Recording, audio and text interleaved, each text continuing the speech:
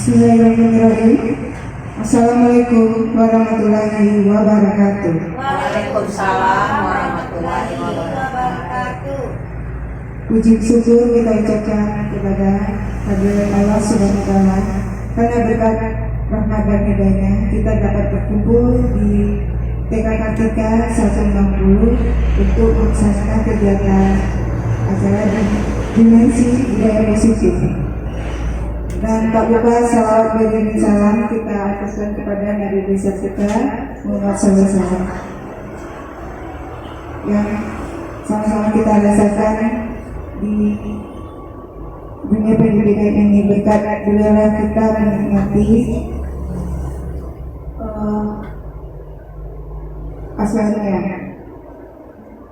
Yang terhormat Ibu Kepala TK Kartika 160, yang terhormat peserta acara dimensi budaya positif yang telah berkenan hadir untuk mengikuti acara ini. Terima kasih telah datang dalam kegiatan ini. Acara ini saya pimpin yang sedang berlangsung pembukaan. Selanjutnya pembukaan dengan membacakan kalam ilahi, dengan membacakan surah Al-Fatihah. Mari bersama-sama kita membacakan surat Al-Fatihah. Bismillahirrahmanirrahim. Bismillahirrahmanirrahim. Alhamdulillahirabbil alamin. Ar-Rahmanir-Rahim. Maliki yaumiddin. Iyyaka na'budu wa iyyaka nasta'in. Ihdinas siratal mustaqim. Siratal ladzina an'amta 'alaihim ghairil maghdubi 'alaihim waladdallin. Amin. Acara selanjutnya sambutan dari Kepala TK Kartika 160 kepada Ibu Nurmaliza Dipersilakan.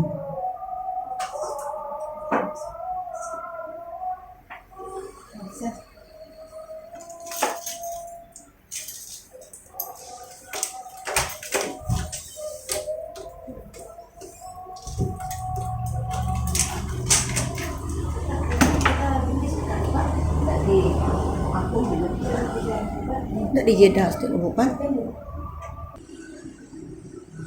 Lanjut. Assalamualaikum warahmatullahi wabarakatuh. Waalaikumsalam warahmatullahi wabarakatuh.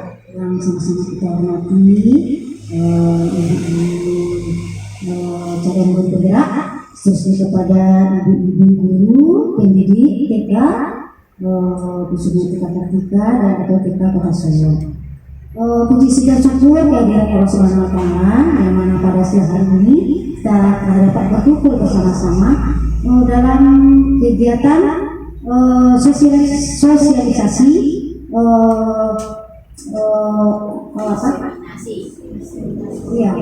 tentang acara diseminasi budaya positif di tingkat Kartika. Dan tak lupa salawat dan salam kita kirimkan kepada junjungan kita, yakni Nabi besar Muhammad Sallallahu Alaihi Wasallam.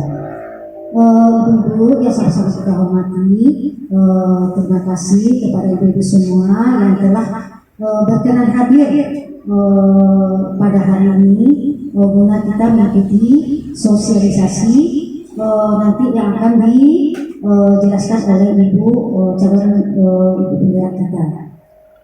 Tentunya nanti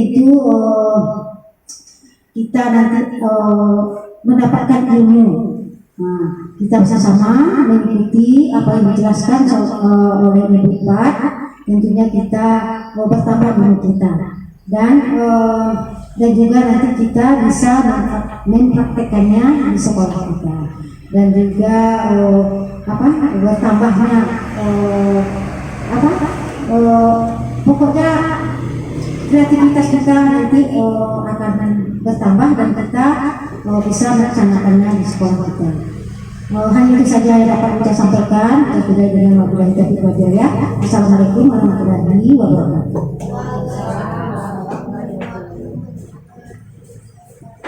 Terima kasih kepada Ibu Nurmaliza yang telah memberikan kata sambutannya. Selanjutnya pembacaan doa yang dipimpin oleh Bu Musda. Bu Safra.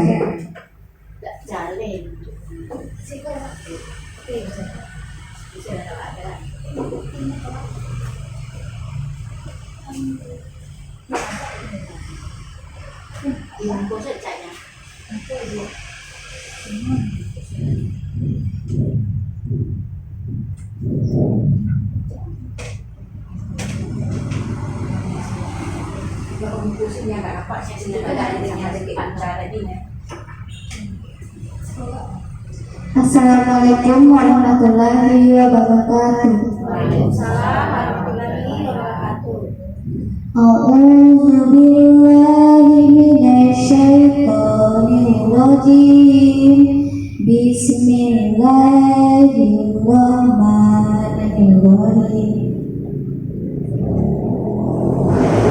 Alhamdulillahirabbil alamin.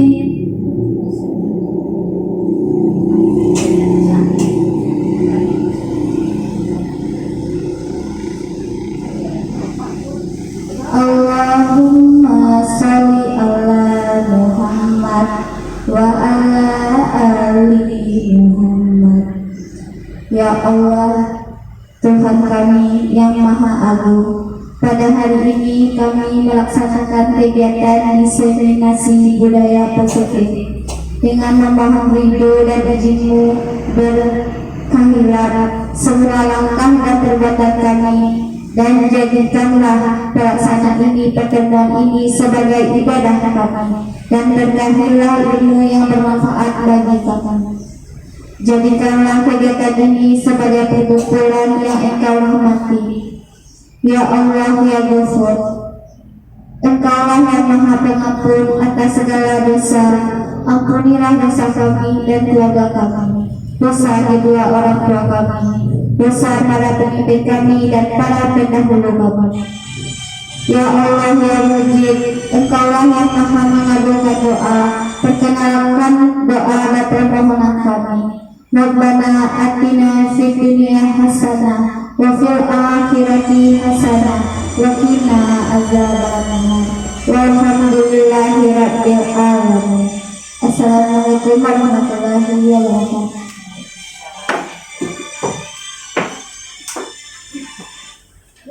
Terima kasih kepada Ibu Sonia yang telah memimpin doa kita hari ini. Semoga acara kita berjalan lancar dan paham dan menjadi ragam ilmu bagi kita dan pahala bagi pemateri. Selanjutnya penyampaian materi yang akan disampaikan kepada sama Ibu Fatmawati sebagai pemateri guru calon penggerak. Pada Ibu Pat dipersilakan. Bismillahirrahmanirrahim. Assalamualaikum warahmatullahi wabarakatuh. Sebelumnya saya mengucapkan terima kasih atas kedatangan dan partisipasi guru semua dalam menghadiri kegiatan kita hari ini, yaitu acara diseminasi budaya positif. Yang saya hormati Ibu Kepala TKK Jaya 160, selanjutnya para peserta diseminasi budaya positif yang berbahagia pada hari ini. Pada kesempatan kali ini, izinkanlah saya mengucapkan terima kasih yang tak terhingga kepada ibu guru semua, karena tanpa dukungan dan bantuan dari ibu guru semua mungkin kegiatan ini tidak akan terlaksana. Baiklah ibu-ibu, agar tidak memperpanjang waktu, kita langsung saja masuk ke materi tentang budaya positif. Mari kita sama-sama mengucapkan Bismillahirrahmanirrahim.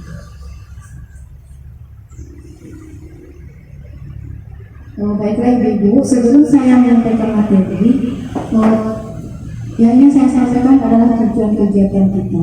Tujuan kita hari ini adalah tentang seri pembelajaran serta pemahaman calon guru penggerak mengenai konsep-konsep inti dari modul budaya positif. Dalam beberapa bulan ini, mungkin sudah 2 bulan saya mengikuti calon guru penggerak, program guru penggerak.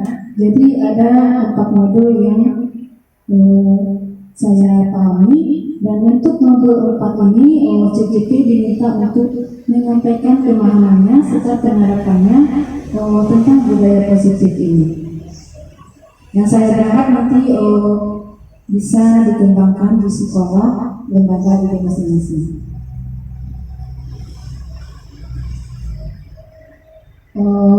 Mengenai materi budaya positif yang akan saya sampaikan di sini adalah yang pertama tentang disiplin positif dan nilai kebajikan universal. Yang kedua teori motivasi, hukuman dan penghargaan serta restitusi. Yang ketiga keyakinan keras. Yang keempat kebutuhan dasar manusia dan dunia berkualitas. Yang kelima restitusi, 5 posisi kontrol, dan yang terakhir yang keenam segitiga restitusi. Kita masuk materi yang pertama, yaitu disiplin positif dan nilai-nilai kebajikan universal. Mengawali materi yang pertama ini, saya mengajak ibu-ibu memahami sebuah permainan. Judul permainannya adalah Cobalah Buka. Permainan ini terdiri dari 2 orang, yaitu A dan B.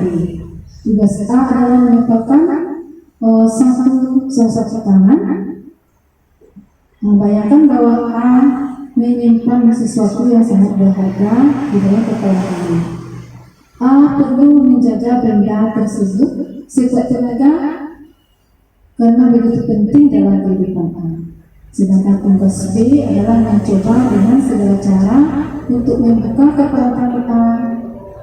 B boleh membujuk, boleh dengan menghardik, mengintimidasi, memarahi, menggoda, meneliti, bahkan menawari A uang agar A bersedia membuka kepalanya. Nah, dari permainan ini dapat kita simpulkan kalau ada 2 orang yaitu ibu A dan B. A anggap dia mempunyai suatu benda yang sangat berharga, sedangkan B ingin membuka, berusaha membuka. Nah, menurut ibu-ibu, apakah A mau membuka atau tidak? Kalau seandainya dideliti, dibujuk, apakah A membuka? Tergantung dari apa bukan? Saya dibujuk, mungkin silakan kasih makanan atau saya bawa jalan-jalan. Berarti Burina membujuk dengan jalan-jalan, kan kita pada anak-anak ya. Nah, kalau misalkan A ini bertahan, berarti bagaimana itu A itu Burina? Punya pendirian yang kecil. Nah, sekarang coba kita perhatikan pertanyaannya. Pertanyaan pertama, apakah A atau B membuka kepala tangan A? Kalau membuka, mengapa? Apa alasan A atau B membuka kepala tangan? Kata Bunda tadi dibujuk dengan itu. Berarti alasannya apa Bunda? Dia menginginkan hadiah yang diberikan jalan-jalan gitu kan. Nah kalau dia tidak ingin membuka bagaimana? Berarti dia punya pendirian kata Bu Rina ini. Nah, pertanyaan kedua, apakah A atau B menutup kepala tangan? Nah, kalau menutup dia jawab pertanyaan Bu Rina tadi ya, dia punya pendirian. Dia tidak mau menyerahkan atau memperlihatkan apa yang ada di kepala tangannya. Nah, pertanyaan ketiga, yang kedua ini sesungguhnya siapa yang memegang kendali atau kontrol untuk membuka atau menutup? Kalau A kontrolnya untuk menutup, dia nggak mau. Kalau B Mai kepengen dia ingin tahu apa ingin tahu apa yang berarti dia ingin mempengaruhi A supaya bisa menemukan. Nah, dari temanya ini coba ibu-ibu pahami. Sebenarnya kendali atau kontrol itu berada pada siapa? si A. Kalau kita kaitkan ke ibu-ibu, kendali atau kontrol yang ada pada diri ibu, siapa yang kontrolnya? Diri kita sendiri. Berarti kontrol diri kita sendiri, yang kita sendiri yang mengontrol kita sendiri, bukan orang lain.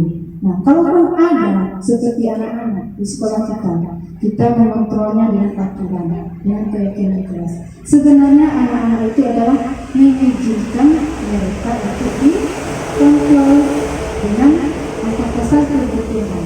Begitu juga dengan ibu-ibu, kita sebagai guru pendidik di bawah dinas pendidikan, kita diberi gaji setiap bulannya. Kita mematuhi aturan di aturan dinas dalam berpakaian, datang tepat waktu. Sebenarnya kita itu mau dikontrol karena kita mengizinkan kita mengizinkan diri kita dikontrol. Jadi sebenarnya kontrol atau kendali itu berada pada diri kita sendiri. Nah, berikut kita masuk.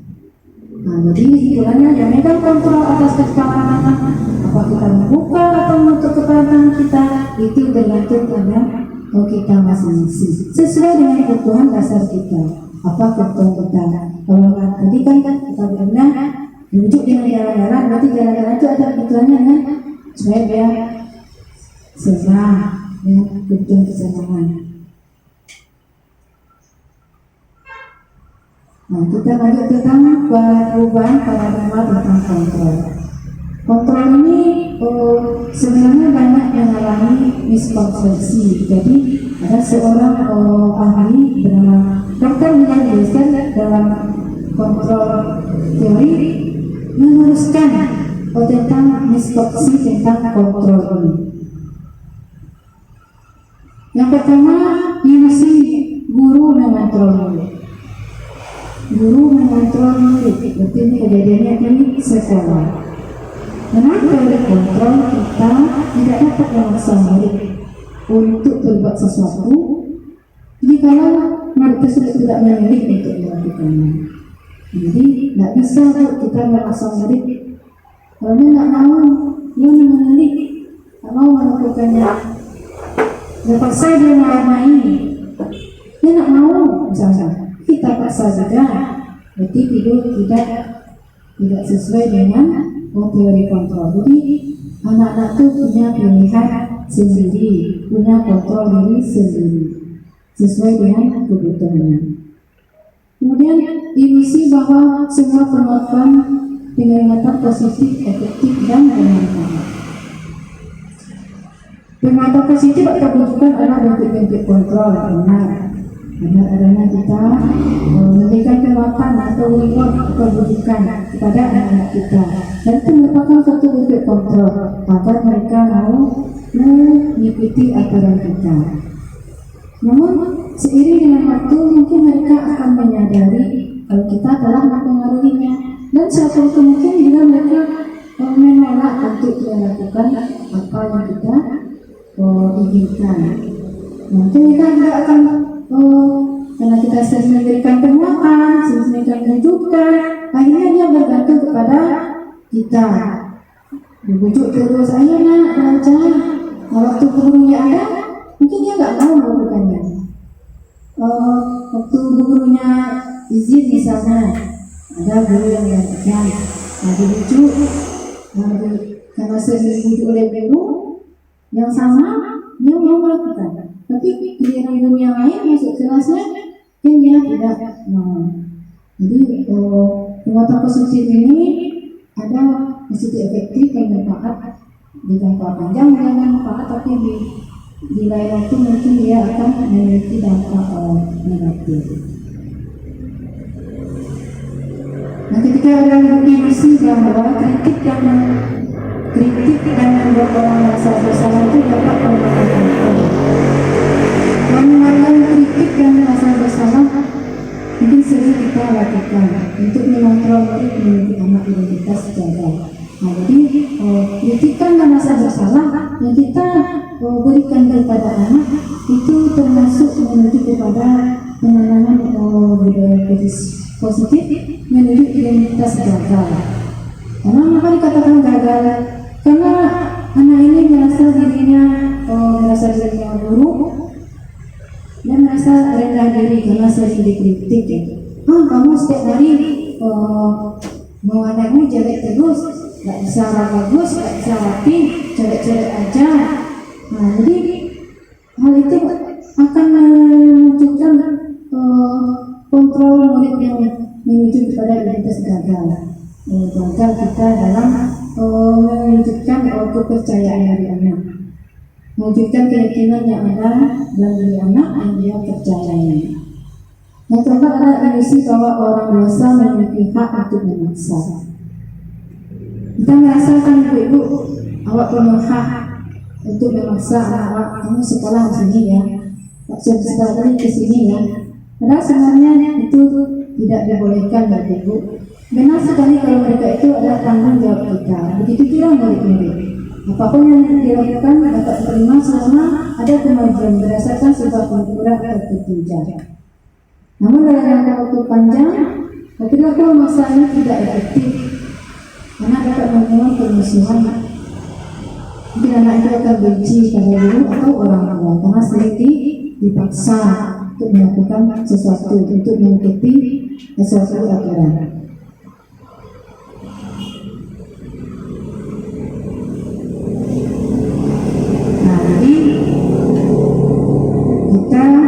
Harus keluar dari miskonsepsi itu ya ibu. Kita harus merubah respon kepada pendekatan teori kontrol.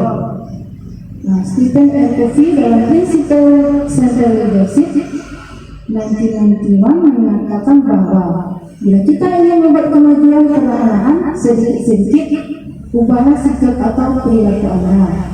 Namun bila kita ingin memperbaiki cara-cara utama kita, maka kita perlu mengubah kerangka acuan kita. Ubahlah bagaimana Anda melihat dunia, bagaimana Anda berpikir tentang manusia. Ubahlah paradigma Anda, skema pemahaman dan penjelasan aspek-aspek tertentu tentang realitas. Jadi kita harus mengubah, kita ingin mengubah sikap, maju perlahan, ubah sikap kita. Kalau kita ingin memperbaiki cara-cara kita, ubah kerangka acuan kita, ubah cara pandang kita dengan orang lain, ubah paradigma kita. Mengubah paradigma stimulus dan respon kepada pendekatan teori kontrol terdapat beberapa cara, beberapa yang dapat kita lakukan. Biasanya kalau kita dalam stimulus respon realitas kebutuhan kita menang kebutuhan sama. Padahal menurut teori kontrol realitas kebutuhan kita itu berbeda. Jadi semua orang melihat hal yang sama. Kalau teori kontrol setiap orang memiliki gambaran berbeda. Kita mencoba mengubah orang agar berpandangan sama dengan kita. Kalau teori kontrol kita berusaha memahami orang lain dengan tentang dunia. Perilaku buruk dilihat sebagai suatu kesalahan. Kalau menurut teori kontrol, semua perilaku memiliki tujuan. Walaupun itu salah, dan dilakukan anak itu ada tujuannya. Orang lain bisa mengontrol kita, mengontrol saya. Menurut teori kontrol, hanya Anda yang bisa mengontrol diri Anda. Menurut stimulus respon, saya bisa mengontrol orang lain. Kalau teori kontrol, Anda tidak bisa mengontrol orang lain. Kemudian pemaksaan ada pada saat rujukan gagal.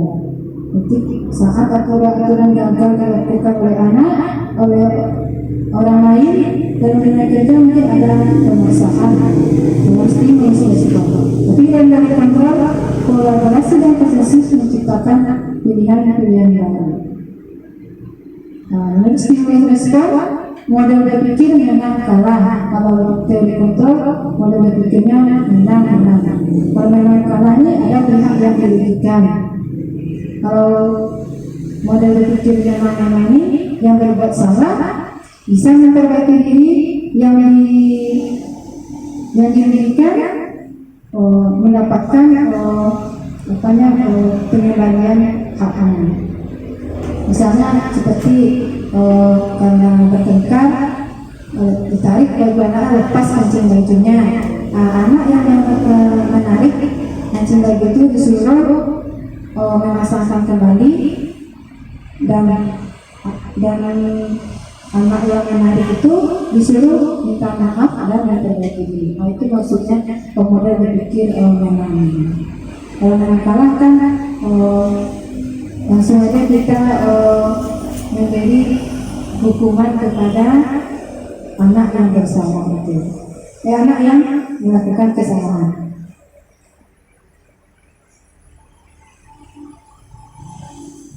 Kita lihatkan materi disiplin positif dan nilai kebaikan universal.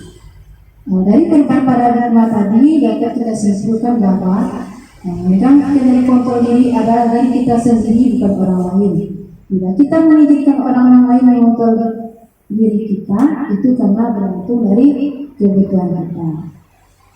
Maka makna disiplin sini adalah sesuatu yang dilakukan seseorang pada orang lain untuk mendapatkan kepatuhan.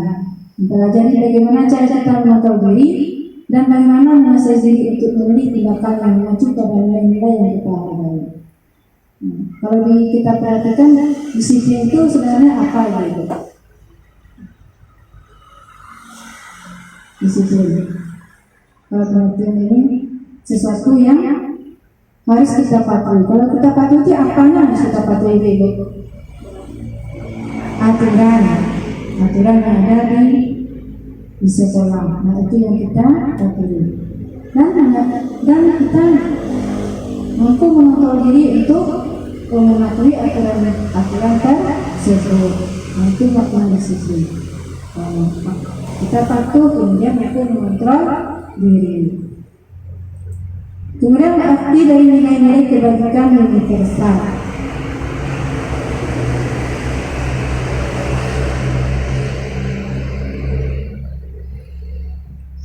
Nilai-nilai kebajikan universal ini adalah nilai-nilai kebajikan yang disepakati bersama, lepas dari suku bangsa, agama, bahasa maupun latar belakang. Nah, nilai-nilai kebajikan universal ini adalah fondasi dalam berperilaku. Nah, nilai kebajikan universal ini berlaku di seluruh dunia. Perhatikan pengertiannya, semua bangsa manusia di dunia ini mengakui kalau nilai-nilai itulah yang menjadi fondasi dalam berperilaku.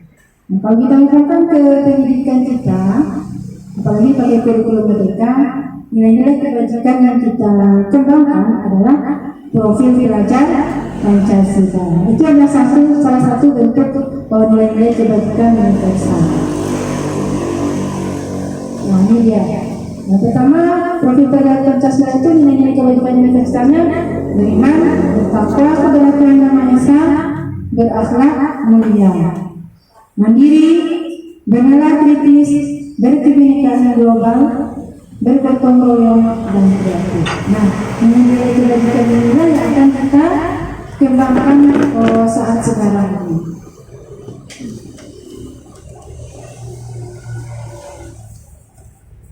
Nah, jadi dapat kita simpulkan yaitu mengapa kita harus memahami disiplin positif.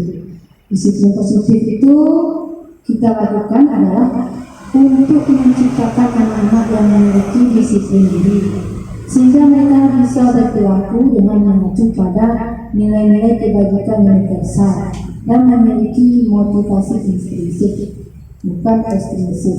Jadi sangat berat sekali tugas kita ya Ibu. Kalau kita perhatikan disiplin positifnya menyangkut ke karakter ya Ibu.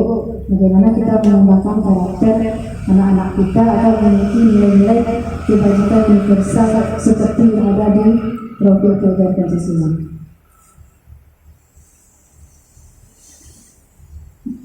Nah, kita lanjut ke teori motivasi, hukuman, penghargaan dan restitusi. Nanti Bego. Bego 1, yes. Bego 2, oke. Bego 3, semangat. Bego 4, konsentrasi. Bego 5, ayo belajar. Bu, mantap. Ya, materinya ada dalam ya Bu. Kita yang intinya saja. Ini sangat sangat bermanfaat sekali Bu. Apalagi tentang teori motivasi, hukuman, penghargaan dan restitusi. Ini adalah apalagi mengenai restitusi ini adalah baru kita kenali gitu. Kita akan bahas nanti ya. Masih semangat ya?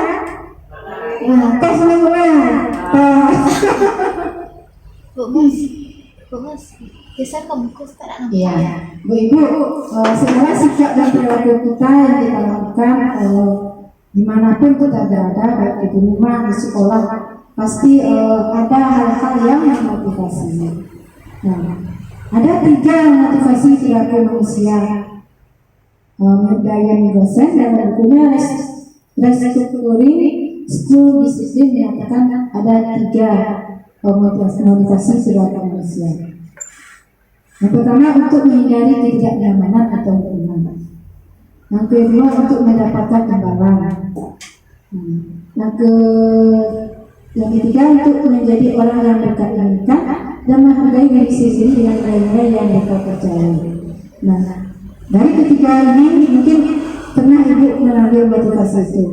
Mungkin Ibu datang ke sekolah dapat waktu, motivasi apa yang Ibu jalankan? Datang sekolah tepat waktu, apakah menghindari ketidaknyamanan? Apakah ingin mendapatkan imbalan datang tepat waktu itu? Dapat penghargaan dari kepala sekolah misalnya? Enggak. Atau untuk menjadi orang yang Ibu inginkan, yang orang inginkan, dan menghargai diri sendiri. Nah, tentu pasti ya kita ingin menjadi orang yang kita inginkan, menghargai diri sendiri. Karena kita guru, kalau kita datang terlambat, anak-anak pasti juga bilang itu terlambat. Nanti yang kita ditiru sama anak kita kalau kita adalah guru, kita akan ditiru, dicontoh, diteladani. Nah, jadi kita sebaiknya memilih teori motivasi menjadi orang yang kita inginkan, menghargai diri sendiri dengan nilai-nilai yang kita percaya. Nilai yang kita percaya itu kalau kita datang ke waktu apa itu? Disiplin. Dia menghargai waktu, menghargai diri sendiri. Satu lagi dapat diteladani oleh orang lain yang anak-anak. Nah, ini yang tadi ya. Nah, kita lanjut ke hukuman dan penghargaan. Jadi dalam kita melakukan pelaksanaan disiplin positif yang ada di sekolah, di tempat kita bekerja, di rumah, pasti kita mengenal yang namanya hukuman dan penghargaan. Nah, hukuman itu menurut Ibu apa hukuman? Bisa dicontohkan? Hukuman berasal dari kata hukum atau kena hukum. Hukuman itu terjadi karena adanya apa-apa Ibu? Adalah pelanggaran. Nah, kalau penghargaan terjadi karena apa? Diberi penghargaan karena ada keberhasilan, karena ada prestasi. Nah, dalam menjalankan penghargaan atau keyakinan sekolah, tidak ada suatu pelanggaran tentu sesuatu harus terjadi, yaitu tindakan penegakan peraturan. Nah, kalau kita menegakkan peraturan, kita kadang memilih ada yang hukuman, ada yang memberi hukuman kepada anak. Kalau anak masih di rumah mungkin ada kali ya, kamu coba misalnya, aku mau kasih uang jajan seminggu, ya. Nah, kalau hukuman mungkin di tingkat TK kita nggak ada ya, SD mungkin ada sesuatu, cuman guru-guru mungkin tidak ada lagi yang menghukum anaknya. Nah, ini namanya restitusi. Nah, restitusi ini adalah suatu tindakan untuk menanamkan disiplin positif, suatu pendekatan untuk menciptakan disiplin positif. Restitusi ini adalah program disiplin positif yang mana prosesnya kolaboratif antara guru dan murid dalam mencari solusi dan memperbaiki diri serta menghargai diri, sehingga anak itu mampu bagaimana memperlakukan orang lain dan berpikir tentang orang seperti apa yang diinginkan. Jadi kalau ada tindakan pelanggaran di sekolah kita yang dilakukan oleh anak-anak kita, baik di dalam kelas, maka kita ambil langkah yang terbaiknya adalah restitusi ini.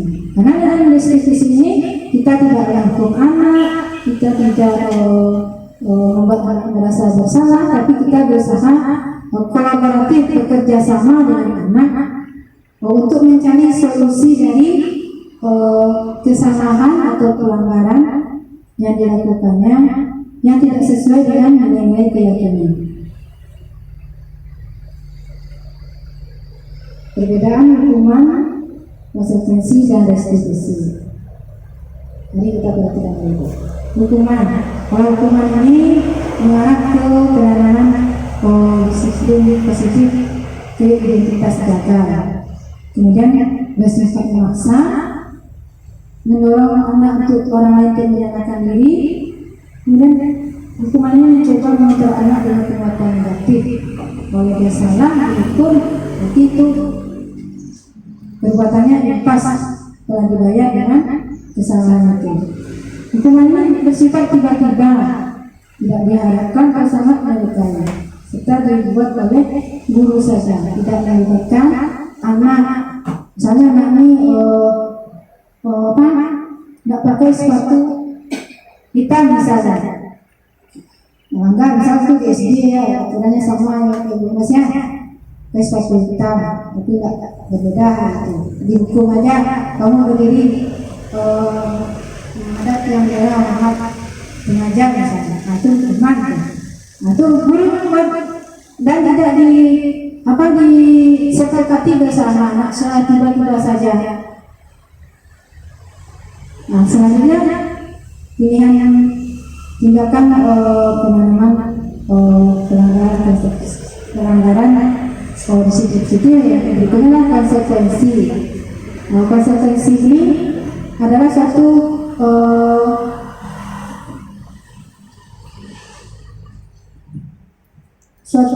pilihan penanaman disiplin positif ke identitas sukses. Karena sukses, karena murid mencoba mengontrol diri dengan muatan positif, anak itu bisa mendorong kepatuhan dan dibuat oleh guru dan murid. Berarti anak-anak sudah mengetahui kalau kita terlambat, kita tidak boleh masuk kelas selama jam pelajaran pagi itu misalnya. Itu konsekuensi. Nah, berikut restitusi. Restitusi ini juga termasuk penanaman budaya positif ke identitas sukses. Karena sesuai dengan teori kontrol, mendorong disiplin positif, murid belajar memecahkan masalah, dan anak bisa paham bahwa dirinya yang dengan kontrol. Nah, restitusi ini dia lakukan setelah anak melakukan kesalahan, kita undang dia bertemu empat mata untuk menyelesaikan permasalahannya di sekolah. Ciri-ciri restitusi yang membedakannya dengan disiplin positif lainnya adalah restitusi bukan untuk menebus kesalahan, namun untuk belajar dari kesalahan. Restitusi memperbaiki hubungan. Restitusi adalah tawaran bukan paksaan. Restitusi mampu untuk melihat ke dalam diri. Restitusi untuk mencari ketuntasan yang mendasari tindakan. Banyak sekali ya ibu ya. Yang terakhir meninggalkan murid yang berbuat salah pada kelakuannya. Ibu untuk memancing kemana ibu, coba kita lihat fisik di depannya.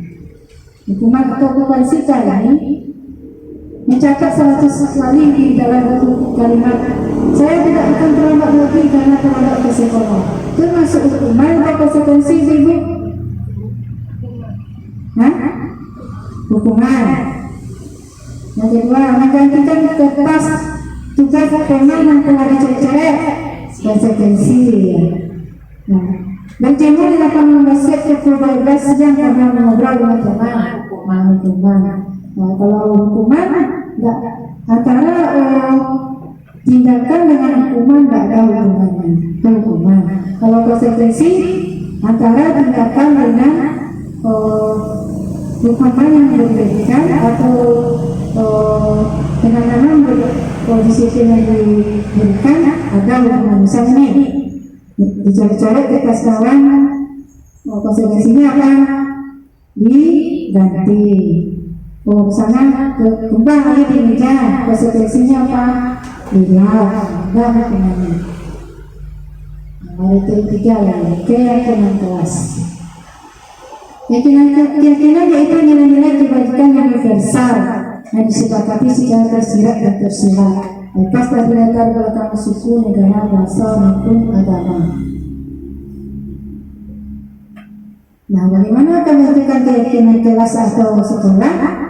Keyakinan kelas itu bersifat lebih abstrak dari peraturan yang lebih rinci dan konkret. Keyakinan kelas berupa pernyataan-pernyataan universal. Keyakinan kelas yang saya dibuat dalam bentuk positif. Dalam bentuk positif ini misalnya berjalan di dalam kelas, misalnya. Itu kan positif. Dan artinya tidak boleh berlari dalam kelas atau mengatakan jangan berlindung di dalam kelas, misalnya. Itu negatif. Kalau keyakinan kelas ini dibuat dalam bentuk positif. Keyakinan kelas ini maksudnya kesepakatan kelas gitu. Apa yang kita sepakati di dalam kelas kita. Beda dengan peraturan. Kalau peraturan dibuat oleh sekolah.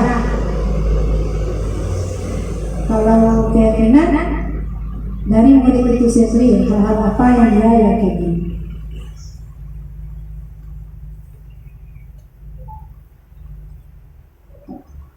Bagaimana prosedur pembuatan pembentukan keyakinan kelas? Nah, yang pertama, misalnya kita menempatkan ini sebagai guru. Kalau kita sebagai guru mempersilakan atau ini sekolah ya, kita sekolah. Kalau kita sekolah mempersilakan warga sekolah atau murid untuk mencurahkan pendapat tentang peraturan yang disepakati di sekolah. Kalau di kelas itu keyakinan kelas, diajak anak-anak kita memberikan pendapatnya tentang anak-anak. Kalau anak-anak ini kelas kita aman, bersih, kira-kira apa yang bisa kita terapkan di dalam kelas kita? Misalnya, rumah sampah menjaga kebersihan untuk keyakinan kelasnya. Kemudian mencatat masukan-masukan anak itu dalam boleh ditulis di papan tulis atau pakai kertas kecil dan pendapatnya ditempelkan di papan tulis. Susun keyakinan kelas sesuai dengan prosedur pembentukan keyakinan sekolah. Jadi kalau kalimat-kalimat keyakinan kelas itu dalam bentuk negatif diganti dengan positifnya. Misalnya nih, jangan berlari di dalam kelas, ganti dengan positifnya berjalan di kelas atau koridor. Kira-kira ibu sudah melakukannya di sekolah? Mungkin namanya bukan keyakinan kelas ya, tapi kesepakatan kelas. Kalau SD SMP udah bisa membaca. Kalau untuk kesepakatan atau keyakinan kelas untuk murid PAUD bagaimana kita mengenal? Iya. Terima kasih Linda, pertanyaannya bagus sekali. Bagaimana menerapkan keyakinan kelas di PAUD gitu. Untuk anak-anak PAUD mungkin mereka belum bisa memahami keyakinan kelas itu, karena bagi mereka kalau kita tidak menampilkan yang cara belajar kan konkret nampak gitu ya Ibu. Jadi kita sediakan gambar-gambar yang mengarah ke keyakinan kelas. Kemudian kita minta pendapat anak itu satu persatu. Misalnya kita menggunakan kertas berwarna, misalnya kita tampilkan gambar kelas yang bersih. Ditanyakan ke anak-anak itu, anak-anak mau coba praktek gambar ini gitu. Bagaimana suasana kelasnya bersih? Apakah anak-anak ingin kelas ini? Iya Bu. Kalau ini kelas seperti ini, kita harus menerapkan kebersihan di dalam kelas. Ditampilkan. Nanti ada beberapa gambar yang mengacu kepada keyakinan kelas yang diterapkan. Kita bisa minta pendapat anak itu dengan menempelkan kertas. Kalau anak-anak itu kan yang pandai membuat namanya sendiri, ya kan? Kertas warna saja dia suruh anak itu. Misalnya dia setuju dengan kelas yang bersih, kita di sini kelas yang bersih. Dia suka ini, suruh dia tempel. Jadi dia sudah mencurahkan pendapatnya. Kita sediakan dalam bentuk gambar-gambar, biarkan mereka menjadi sendiri sesuai dengan keyakinan.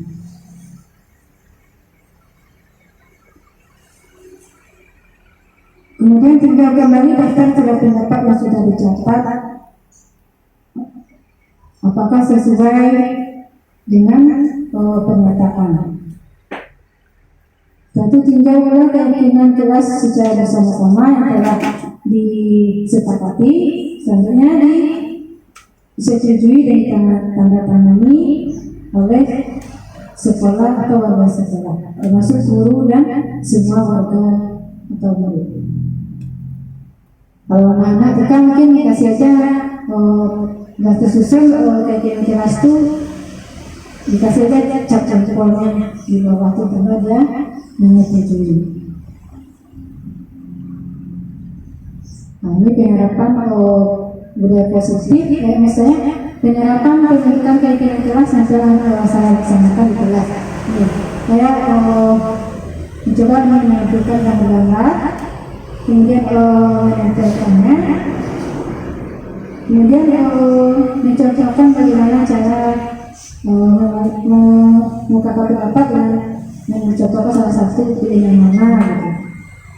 Lanjut, anak diberi kesempatan untuk menentukan sesuai dengan pendapatnya. Setelah itu, setelah terkumpul semua pendapat anak-anak itu, dipilih mana yang paling banyak pendapatnya, itu jadikan urutan nomor 1 keyakinan kelasnya.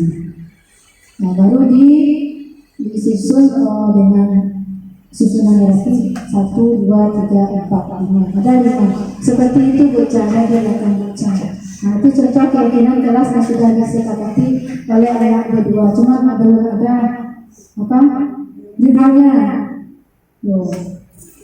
Itu ada satu saling menyayangi teman. Ini dia baca hasilnya. Ini banyak anak-anak ini memilih ada 4 suara dan menempelkan kertas berwarna. Intinya nih saling menyayangi, ibu saya suka ini, menempelkan kertas berwarna. Dan yang kedua menekankan orang tua berbicara, kemudian melakukan mainan, kemudian aku cinta kebersihan, yang terakhir buang sampah pada tempat. Itu bentuknya bicara. Laksanakan pas di awal, dijelaskan ke anak pas di awal. Hari ketiga itu bicara. Ya, Hari ketiga ini saya coba konsepnya bersama anak-anak. Iya di minggu kedua, di minggu kedua Kamis kalau nggak salah.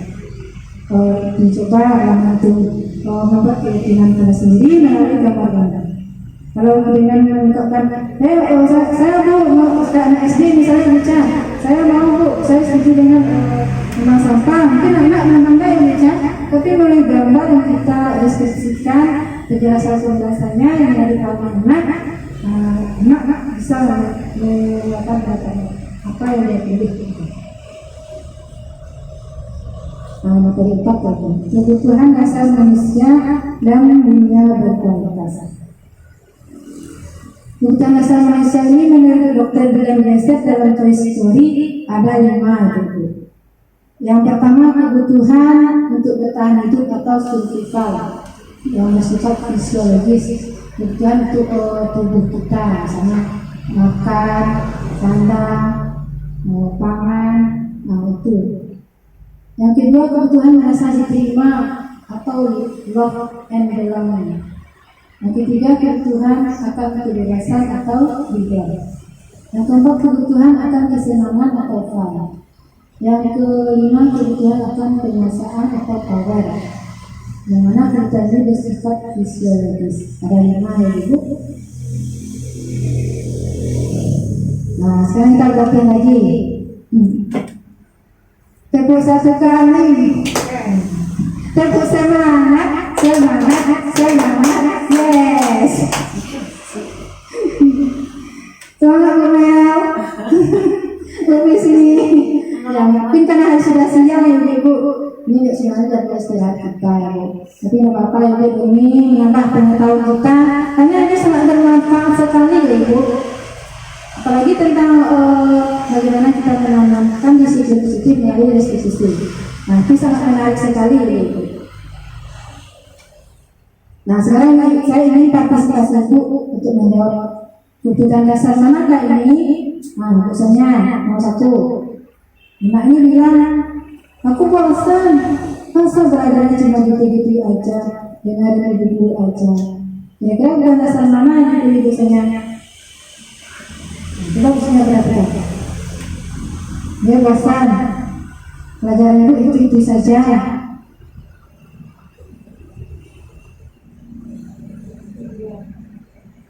Keputusan apa banyak? Ya, kebutuhan kebebasan. Nah dia ingin bebas memilih. Ini pelajarannya ini sesuai dengan yang dia inginkan dari saya bundanya. Kedua, aku merasa bangga dan keren. Kebutuhan dasar sana itu yang ingin dia wujudkan. Aku merasa bangga dan keren. Keempat, kalau keempat itu kesenangan bonus. Kedua, dia merasa diterima. Bersifat keakuan betul-betul. Aku merasa keakuan ini ya penguasaan. Itu dia punya kekuatan diri, bangga dengan dirinya sendiri. Berarti dia menguasai kekuatan diri atau penguasaan diri. Kebutuhan penguasaan. Yang keempat, bermain dengan hak itu seru. Kebutuhan mana itu yang ingin diwujudkan anak? Kebutuhan fun, ya kesenangan. Yang kelima, aku mau makan roti sambil belajar tapi dilarang guru. Nah, kebutuhan mana yang diwujudkan anak itu?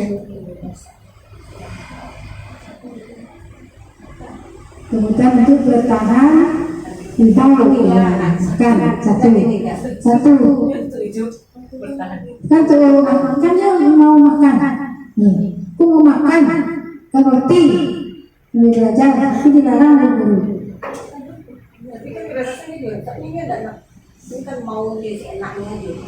Kesenangan juga bisa masuk, senang makan ya bagaimana bisa ada dua tuh, bisa kesenangan bisa kebutuhan. Lanjut itu ya tentang dunia berkualitas saja. Tunggu dulu ibu, saya jelaskan ini. Mengapa kita membahas kebutuhan dasar ini ibu?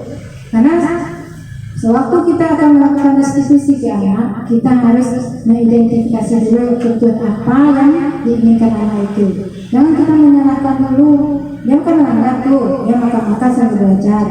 Kita tanya dulu, kamu kok mau suka makan waktu belajar? Kamu memang kenapa? Aku tidak makan pagi tadi ibu. Jangan kita langsung menyamakan, tapi kita tanyakan alasannya apa, bagaimana dia kondisinya tadi di rumah. Nah, itu harus kita awali dari itu.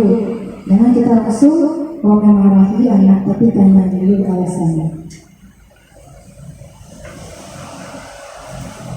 Nah, kita lanjutkan dunia berkualitas.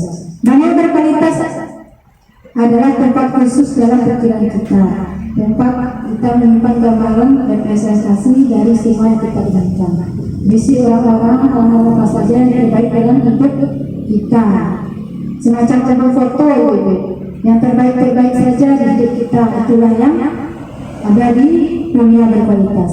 Anak-anak pun memiliki dunia berkualitasnya, dan kita sebagai guru harus mampu membangun interaksi, memberdayakan dan memberdayakan murid anak-anak kita agar bisa meletakkan dirinya menjadi individu yang positif dan berkualitas serta menghargai nilai kebajikan.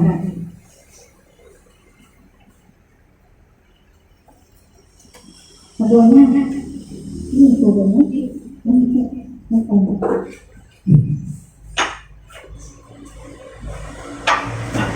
anak berkualitas ini dapat kita gambarkan dengan menjawab pertanyaan dari itu. Mungkin dari Bu Ina ya. Siapa orang yang paling penting dalam hidup Bu Ina? Orang tua. Nilai kebajikan apa yang terpenting dalam hidup Bu Bismi? Nilai kebajikan yang paling terpenting dalam hidup Bu Bismi apa? Bu Ina. Kalau Anda ingin menjadi yang ideal, karakter atau sifat apa yang paling Bu Ina inginkan pada diri Bu Ina? Nah, nih. Kalau ingin menjadi orang ideal, karakter sifat apa yang paling Bu Ina inginkan? Sifat yang paling Bu Ina inginkan dalam diri Bu Ina apa? Maka adalah salah satu bentuk dunia berkualitas Bu Ina.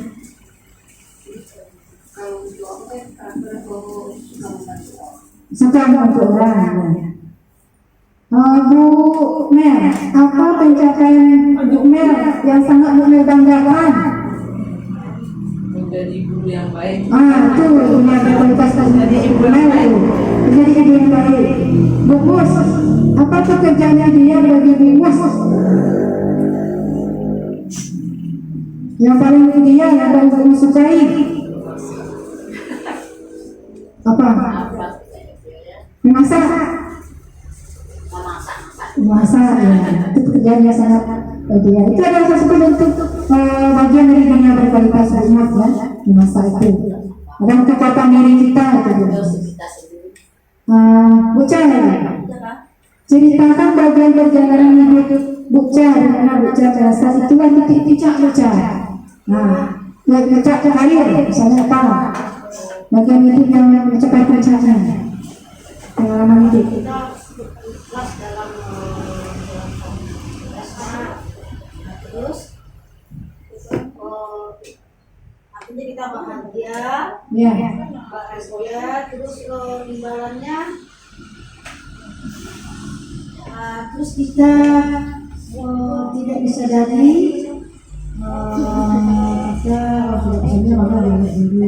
kita sadari karena keikhlasan kita dalam menjadi anak-anak, maka tidak sadari Allah akan mengangkat derajat kita. Terus dipercaya saja untuk menjadi sekolah sekolah. Tidak sadari saja karena keikhlasan tugas kita ya. Ya, terima kasih Bu Cha. Nah, ini adalah pertanyaan-pertanyaan pemantik tentang menggambarkan bagaimana dunia berkualitas kita. Nah, ibu bisa menjawab pertanyaan sendiri. Jika ibu bisa menjawabnya, berarti ibu sudah menggambarkan dunia berkualitas yang ada pada diri ibu-ibu. Nah, kalau saya ini salah satu contoh dari saya ya Bu.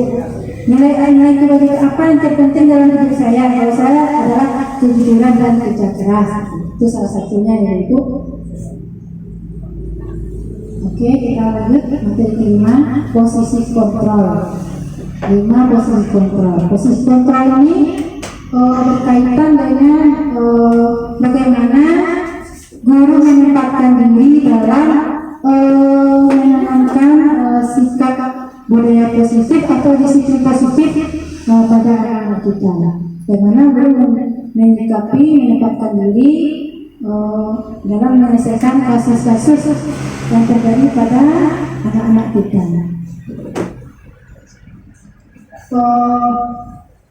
Posisi kontrol ini disampaikan,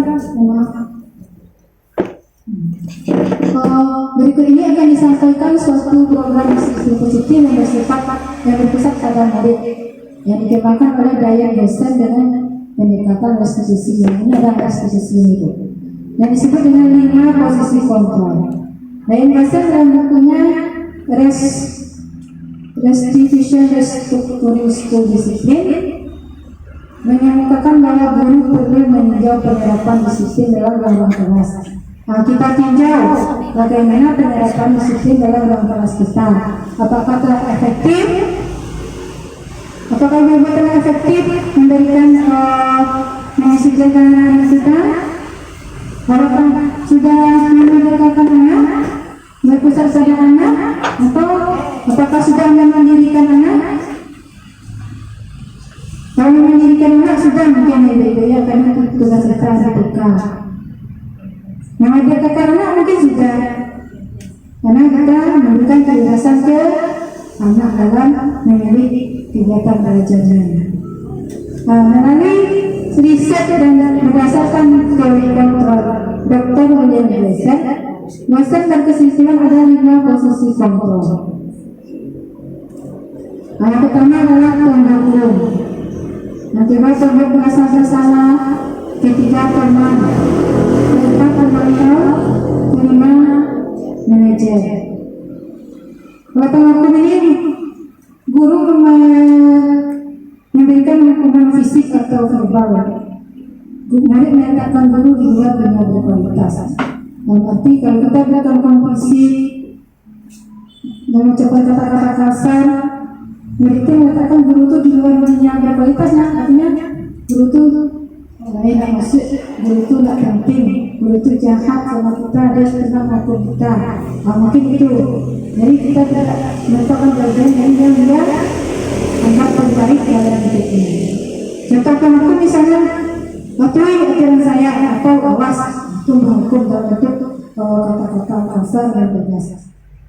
Ada lagi nih, kamu selalu saja yang salah. Itu adalah salah satu kalimat yang diucapkan oleh guru atau pengontrol dalam menyikapi kasus-kasus pelanggaran anak-anak. Berikutnya pembuat rasa bersalah. Jangan sebagai pembuat rasa bersalah akan menggunakan keinginan membuat orang lain merasa tidak nyaman, bersalah atau rendah diri. Kata-kata yang keluar dengan lembut seperti dengan suara yang rendah, tapi dia membuat rasa bersalah. Ini katanya, ibu kecewa sekali dengan kamu. Benar, lembut, tapi menyentuh membuat anak itu merasa bersalah. Yang kedua, berapa kali bapak harus memberitahu kamu ya? Gimana coba mau orang tua kamu tahu kamu berbuat begini? Nah, itu adalah salah satu contoh kalimat membuat rasa bersalah. Sedih. Kenapa aku jadi cerewet? Sedih. Itu kan masalah kan? Atau mungkin anak-anak itu dapat sampai dia mengatakan, Bu, saya minta maaf ya. Sampai anak itu mengatakan maaf, maka kalau guru berhasil menempatkan diri sebagai posisi kontrol membuat merasa bersalah.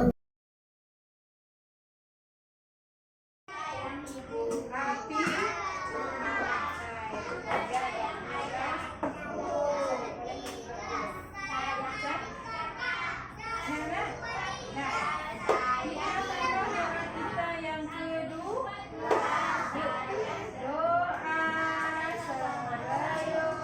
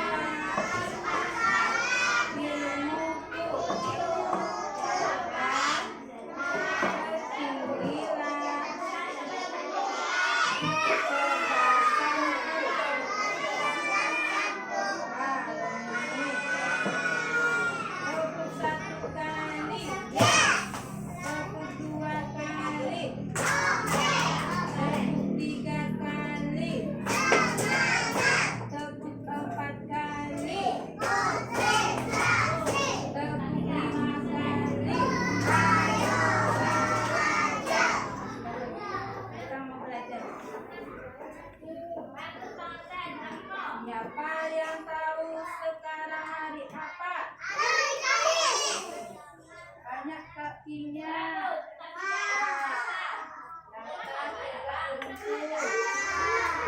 Kakinya tidak. Tegak ada titiknya. Lepas dicaci. Kemarin tanggal 19. Sekarang tanggal 2.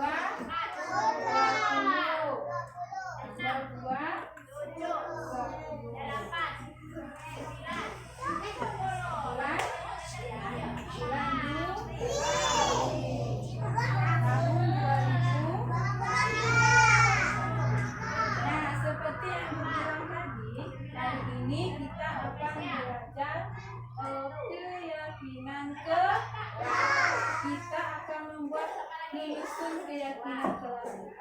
Apa itu keyakinan kelas? Keyakinan kelas belajar dengan kelas.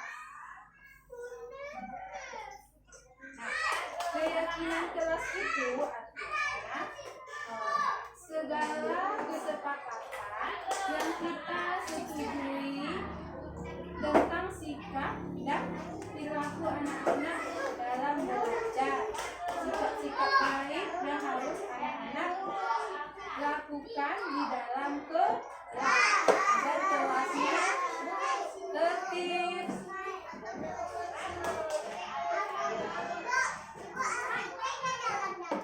Jangan jalan-jalan. Agar kelas kita tertib, agar kelas kita aman, agar kelas kita bersih. Mau kelasnya bersih? Mau kelasnya tertib? Mau kelasnya aman? Nah, ibu akan menyiapkan gambar. Perhatikan, lihat ke depan. Nah, coba lihat gambarnya. Kira-kira kelasnya ini bagaimana sayang?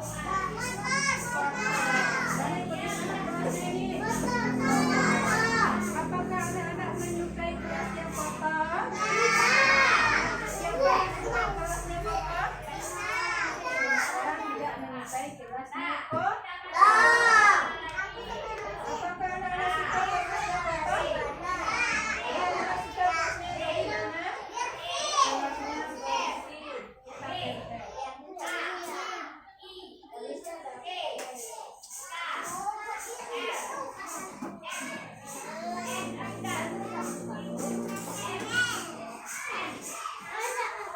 Itu kelas yang kotor. Anak-anak mau kelasnya kotor.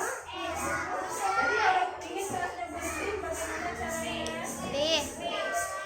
Membuang apa di mana?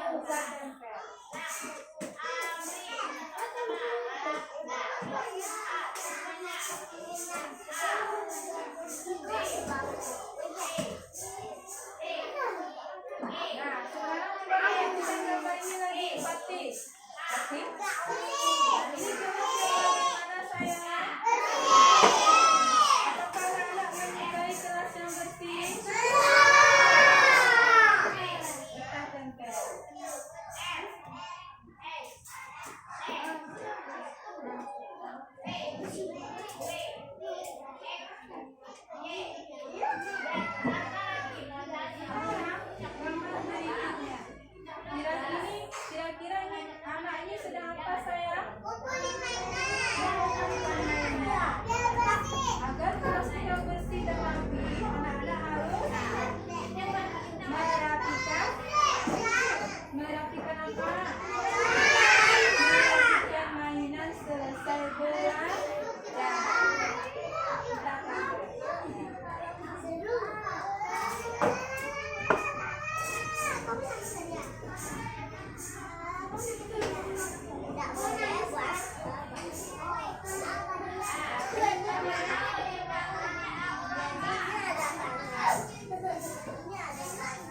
Nah, kira-kira nih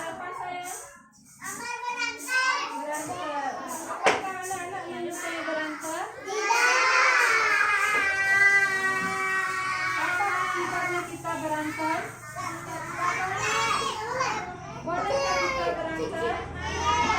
Apakah boleh kita berkelahi? Jadi kita harus bagaimana sayang?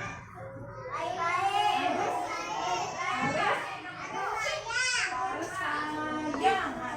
Abang? Harus saling menyayangi sesama teman.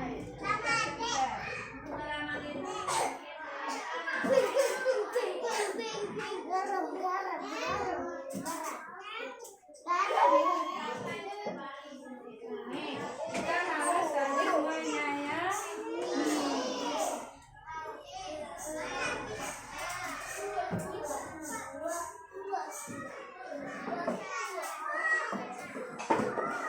Nah, ada berapa gambarnya sayang?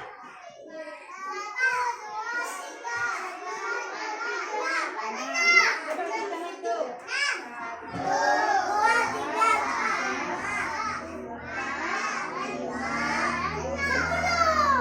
Nah, sekarang gambar berikutnya. Kira-kira ini gambar apa? Ayo lihat. Ini gambar. Ada seorang ibu dengan seorang anak. Kira-kira ibunya sedang apa ini? Sedang marah. Apakah anaknya mendengarkan? Apa buktinya dia tidak mendengarkan? Telinganya tertutup. Jadi anak-anak Abang.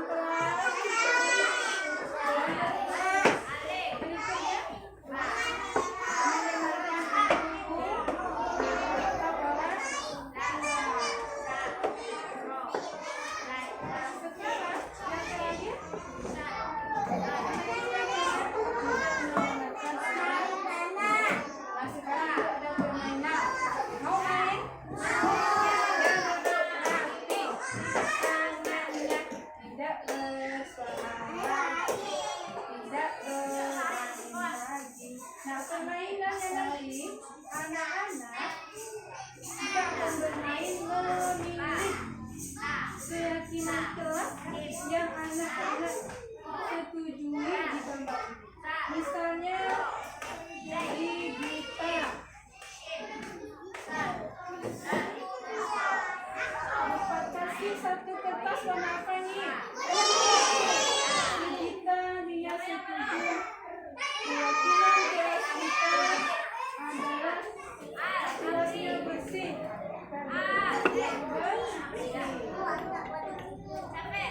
Bisa? Misalnya si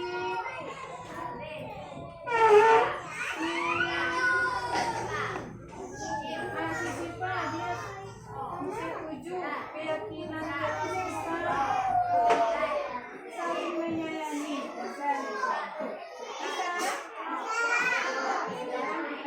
Yang duduk rapi. Apa ya?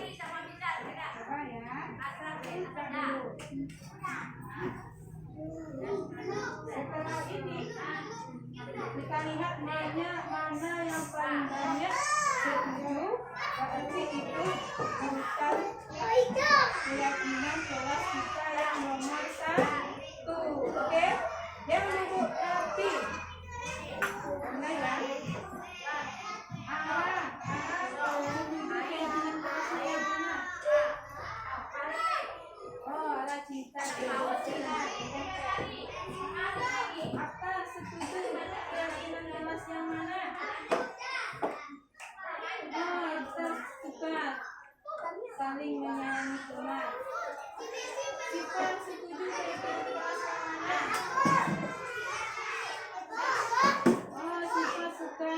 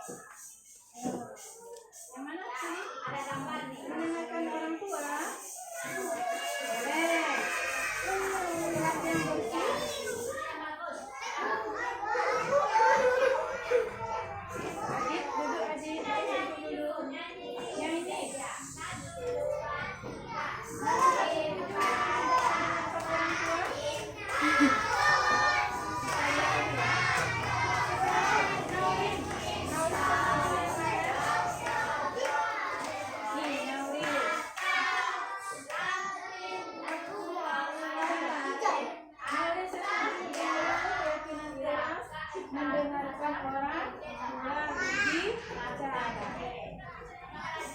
Saya setuju dengan yang mana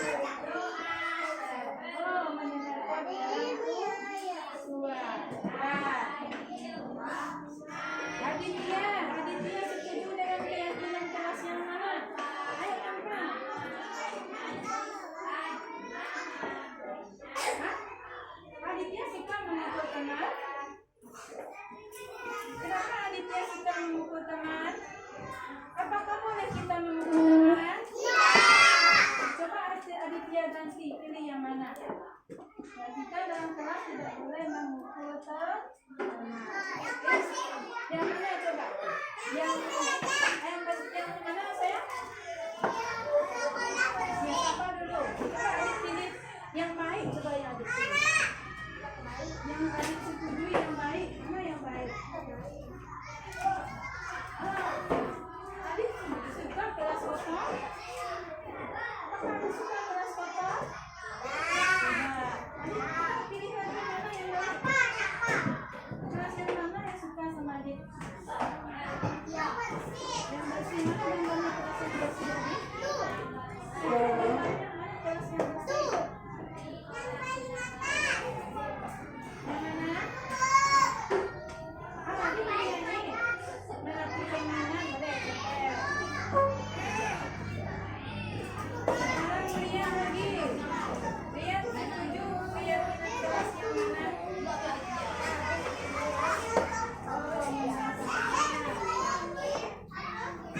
Tapi lagi. Tapi setuju dengan keyakinan kelas yang mana?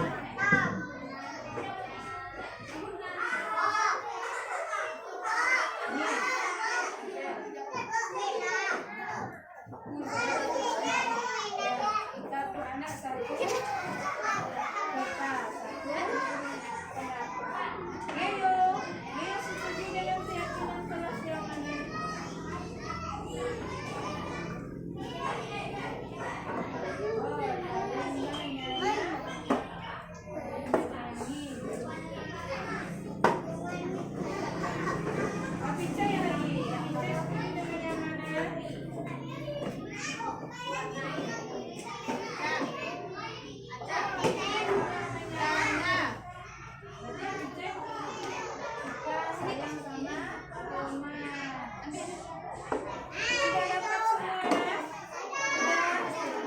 Sekarang kita lihat mana yang paling banyak.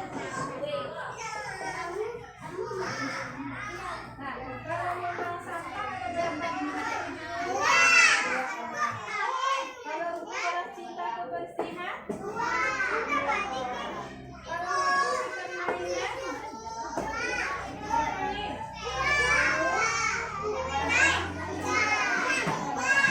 Yang paling menyayangi, yang mendengarkan orang tua di sana. Ini ada yang dua, ada yang tiga. Jadi kita sepakat anak-anak pilih mana yang kita berikan nomor satu. Kelas yang mana? Ini kelas yang bersih. Nah, kita berikan ini yang nomor satu. Nih, kita jadikan ini. Tapi dia dua suaranya dua yang setuju. Mana yang paling banyak? Ya, nih. Yang pertama, keyakinan kelas kita adalah kita harus saling menyayangi sesama teman. Kita jadikan ini nomor satu. Yang kedua yang mana?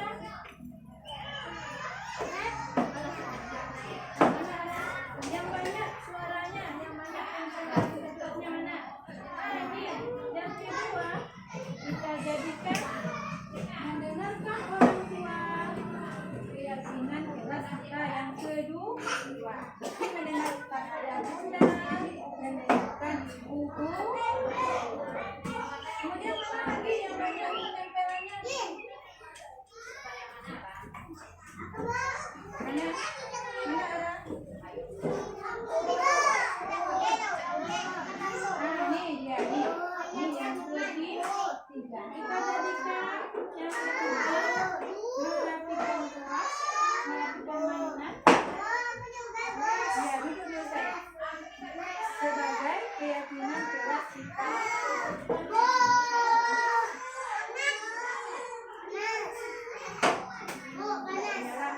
Merahnya,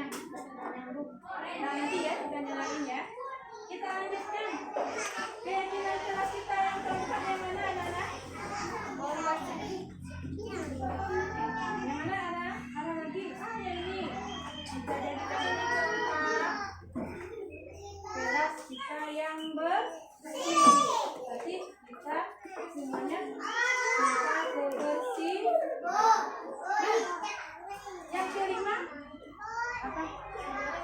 Bisa. Iya. Ada waktunya kita main. Ada waktunya kita berenang. Kita tahu waktunya apa? Belajar membuat keyakinan kelas agar kelas kita tertib. Nah, yang kelima yang mana? Coba Saina, mana yang kelima? Keyakinan kelas kita yang kelima. Alam kan? Nah, ini apa gambar apa saya? Bukan ini yang kelima. Nah, sekarang anak-anak duduk. Sekarang kita ambil kesimpulan keyakinan kelas B2. Ya. Keyakinan kelas B2 ada di 5. Yang pertama, saling menyayangi teman. Yang kedua, mendekat orang tua. Yang ketiga, apa ini? Memperhatikan main. Yang keempat, cinta kebersihan. Yang kelima,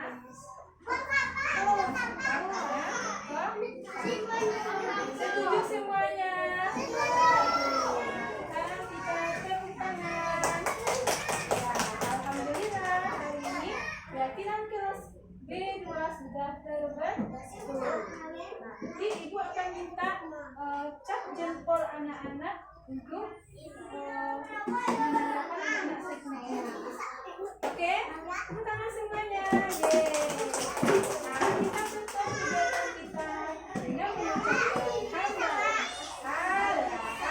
mana tangannya berdoa?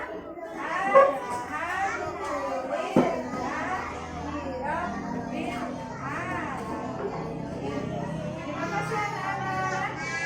Kita harus menjalankan semua ini. Anak-anak harus menyayangi teman, harus mendengarkan orang tua, ibu guru berbicara, harus melakukan mainan selesai main, kemudian kelasnya harus bersih, kemudian membuat pelajaran ya, kita semuanya anak-anak ini hebat. Anak-anak silakan bermain sebentar. Terima kasih semuanya.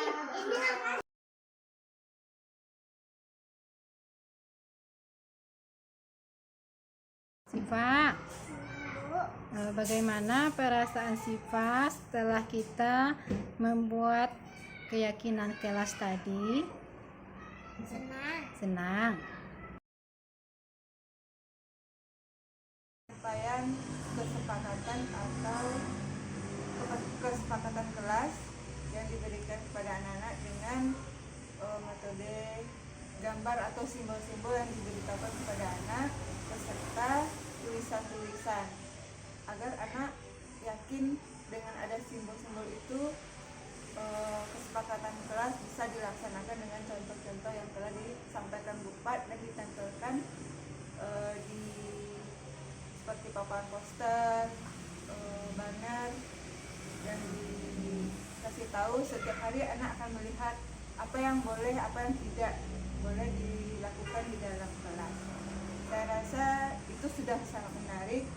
Mungkin ada saran gambarnya bisa jadi dengan gambar anak-anak kita, TK Kartika, atau tokoh-tokoh kartun yang menarik, yang lebih menarik anak, agar anak paham.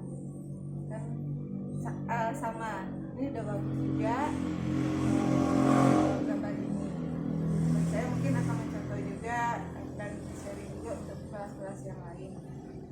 Terima kasih telah memberikan waktu kepada saya. Assalamualaikum warahmatullahi wabarakatuh.